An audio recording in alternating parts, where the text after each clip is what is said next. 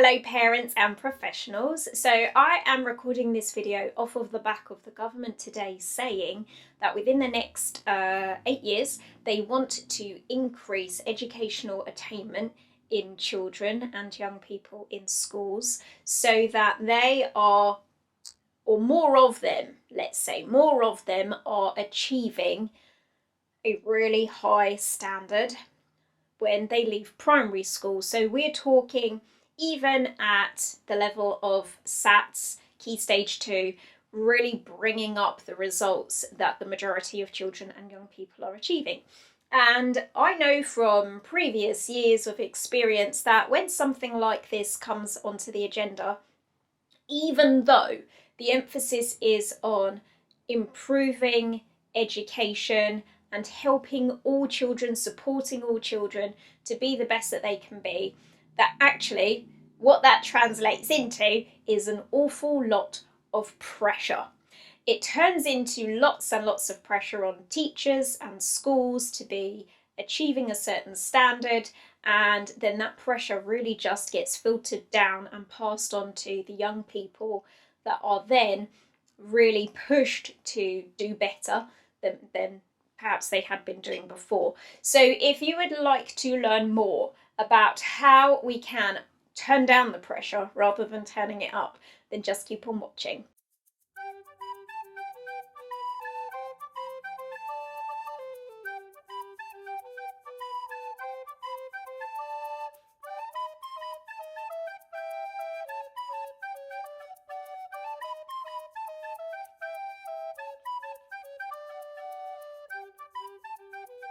In terms of what children are learning in school these days, the level of English and maths that they are taught is far more comprehensive than probably you or I learned when we were at school.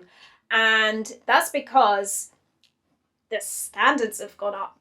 I don't know as if human beings have actually got any smarter. Maybe they have. That would be interesting to explore. Higher maths and English targets and the introduction of National Behaviour Survey are among the new plans for schools in England.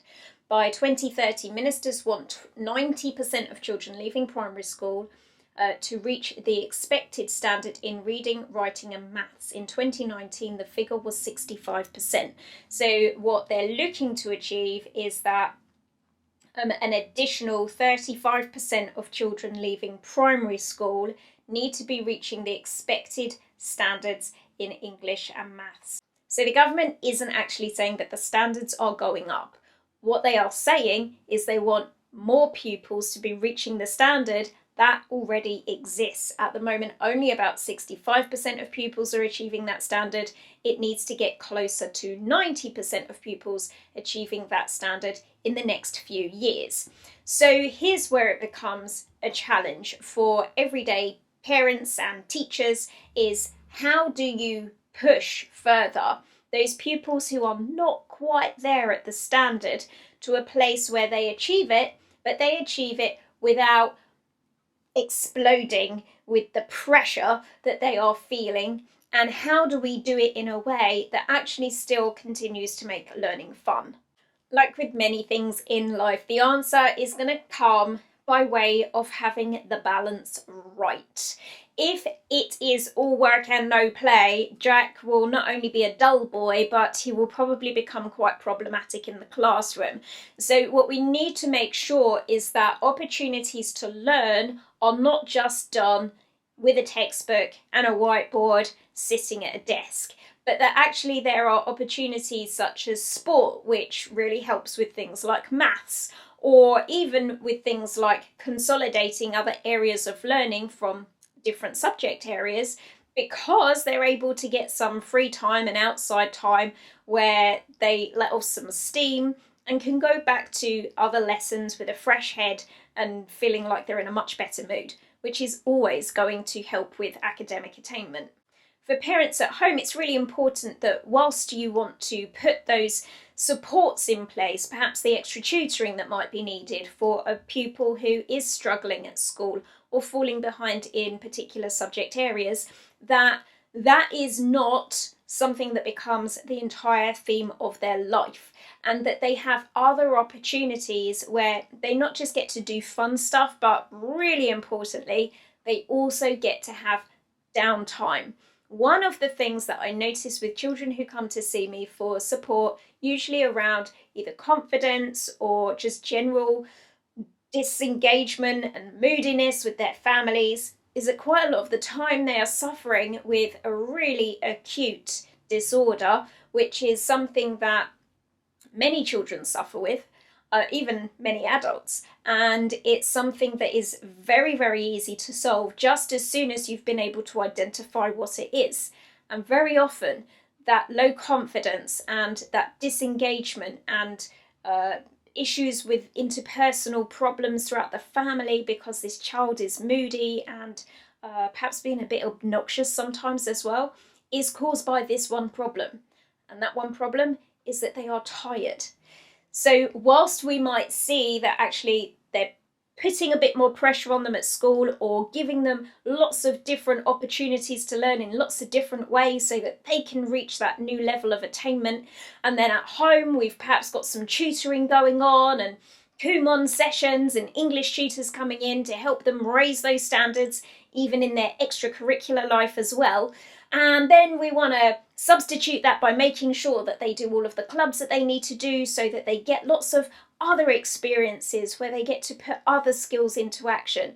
We also need to make sure that they get some downtime, because otherwise they will be exhausted, and then anything else that we put in their way for them to enjoy and achieve from, they won't get the most out of it because they're just not alert enough. So what is the right way to increase pressure when we're looking to see better academic outcomes? Well, it's important that a degree of pressure is there. It's also important that there is support put in place where extra support might be needed. It's important that there is a cross-section of different activities to enjoy and not just the core academic ones. And it's also important that there is time for rest and respite and downtime and watching YouTube, obviously, very important, and all of the other things that are just part of chilling out, because we need that chill out, not just because it makes us feel better and we can catch up on a few Z's by having a bit of a lay-in, but because when we are doing that, when we're having that away time from the things that we're looking to achieve, that's when the real work starts to happen on an unconscious level. That's when the filing away and the consolidating short-term memories into long-term memories can begin to take place. It's all well and good cramming lots and lots of information into a relatively small space. But what needs to happen in order for that information to get digested or incorporated into the psyche of that person is that they need to have time away from it, where they can stop consciously thinking about all of those things they need to learn and let their unconscious mind take care of the information and sort it and file it in an appropriate way.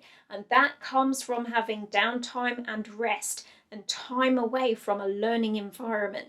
And that's going to be a really important thing for our children and young people moving forward as the standards begin to increase, and inevitably the pressure will start to go up.